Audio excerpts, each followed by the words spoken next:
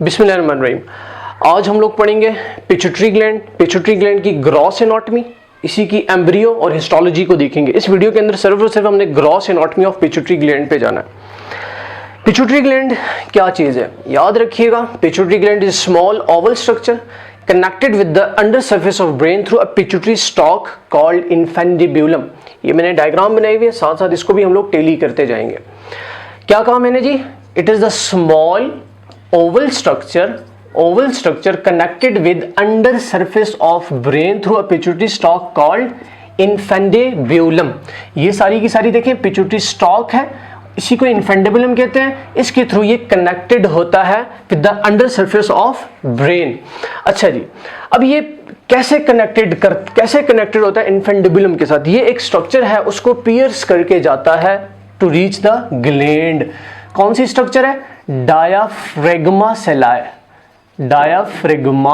सेलाई। ये स्फिनाइड बोन के अंदर पाया जाता है, ये इसको पियर्स करके जाता है टू रीच द ग्लैंड।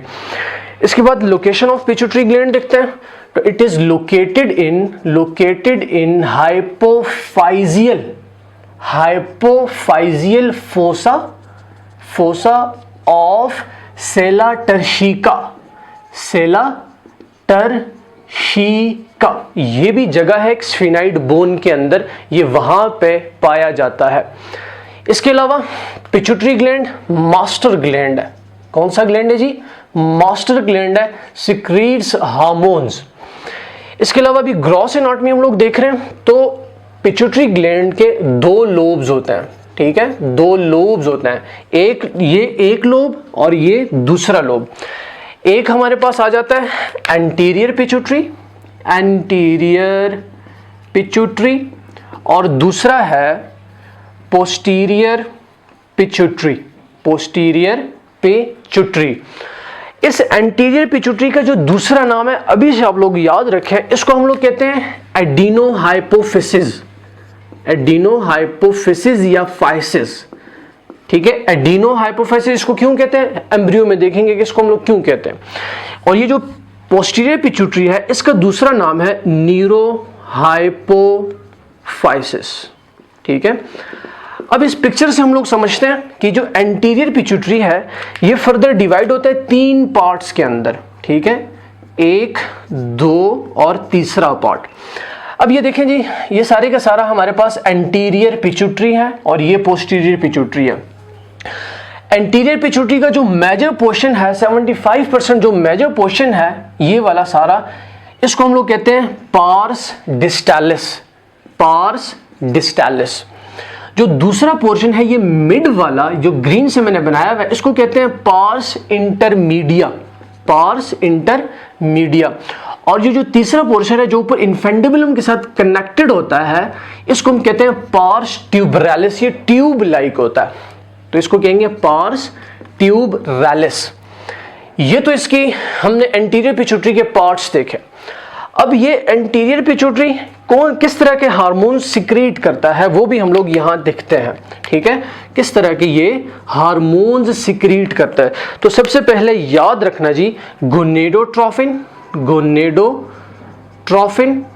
ठीक है, सोमैटोट्रोफिन, ठीक है, मैमोट्रोफिन और थायरोट्रोफिन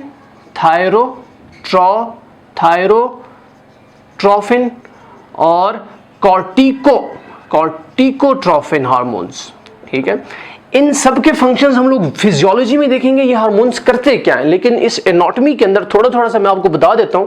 जो गोनेडोट्रोफिन है, वो एफएसएच और एलएच को सिक्रीट करते हैं, और ये सोमैटोट्रोफिन ग्रोथ हार्मोन्स को, मैमोट्रोफिन प्रोलैक्टिन को सिक्रीट करता है, और ये जो थायरोट्रोफिन है, ये टीएसएच को, थायराइड स्टिमुलेटिंग हार्मोन, और कॉर्टिकोट्रोफिन जो है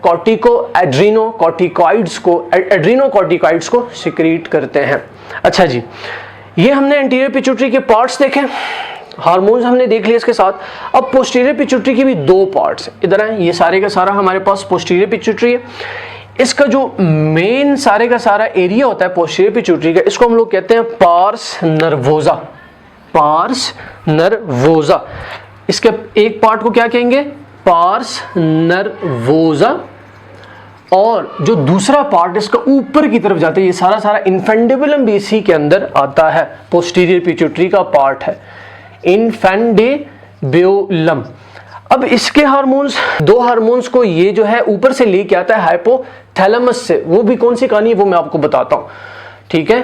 ہارمونز اس کے اندر کون کون سے ہیں, تو دو ہارمونز یاد رکھنے ہیں, ٹھیک ہے. ایک ADH اور جو دوسرا ہارمون اس کے اندر ہمارے پاس پایا جاتا ہے وہ ہے آکسیٹوسن. یہ دونوں ہارمونز جو ہیں یہ اوپر ہائپو تھیلمس سے سیکریٹ ہو کے نیچے آتے ہیں کس میں, اس پوسٹیریئر پیچوٹری میں. اب جو کہانی میں آپ کو یہ سمجھانے لگا ہوں کہ پوسٹیریئر پیچوٹری یاد رکھنا ہے جی, اس کے اندر ہارمونز کی سینتھیسس نہیں ہوتی, یہ صرف ہارمون ریگولیشن کرتا ہے. تو ہارمونز کہاں بنیں گے, یہ اوپر ہائپو تھیلمس میں بنیں گے. ہائپو تھیلمس میں بھی دو طرح کی نیوکلیائی پائے جاتے ہیں, کون سا, پیرا وینٹریکولر نیوکلیائی اور سپرا آپٹک نیوکلیائی. یہ دونوں نیوکلیائی کیا کرتے ہیں, سینتھیسائز کرتے ہیں ہارمونز کو اور پھر یہ نیچے لے کے آتے ہیں through hypo تھیلیمو ہائپوفیزیل track. Hypo تھیلیمو ہائپوفیزیل track نیچے لے کے آتے ہیں اس پوسٹیریئر پیچوٹری میں فار سٹوریج, ٹھیک ہے. اور ایک بات میں نے یہاں نیچے بھی لکھی ہوئی ہے کہ hormone سینتھیسائز in hypothalamus then comes through nerve to the posterior پیچوٹری. سینتھیسائز ہوئے ہائپوتھیلمس میں اور پھر نروز کے ذریعے نیچے آئے پوسٹیریئر پیچوٹری کے اندر. اس کے اندر آپ لوگوں نے یہ بات لازمی یاد رکھنی ہے اور یہ دو طرح کے نیوکلیائز بھی یاد رکھنے ہیں. ابھی آتے ہیں ریلیشنز آف پیچوٹری گلینڈ. انٹیریئر کیا ہے, پوسٹیریئر, سپیریئر, انفیریئر اور لیٹرل پہ کیا ہے. تو اس کے انٹیریئر پہ آپ نے یاد رکھنا, یہ میں نے بتایا تھا نا سفینائڈ بون میں ہوتا ہے, تو اس کے انٹیریئر پہ پائے جائیں گے سفینائڈل سائنس, ٹھیک ہے, یا سفینوئڈ سائنس پائے جائیں گے. اس کے پوسٹیریئر پہ تین چیزیں ہوں گی, کون کون سی, ایک ڈورسم سیلائی پلس بیزیلر آرٹری پلس پونز, ٹھیک ہو گیا. یہ آپ لوگ سٹرکچر دیکھیں گے, ذہن میں ویژولائزیشن کریں گے تو یہ آپ لوگوں کو ایزیلی ریلیشن سمجھ آ جائیں گے. اور اس کے سپیریئر پہ پایا جائے گا ڈایافریگما سیلائی, ٹھیک ہے, ڈایافریگما سیلائی. اس کے انفیریئر پہ پایا جائے گا سفینائڈ بون کی باڈی, سفینائڈ کی باڈی, اور اس کے لیٹرل پہ پایا جائے گا کیورنس سائنس, کیورنس سائنس. تو یہ ساری کی ساری ہمارے پاس تھی اس کی گراس اناٹمی. اس کے بعد اس کی ایمبریو کا لنک جو ہے ڈسکرپشن کے اندر موجود ہے.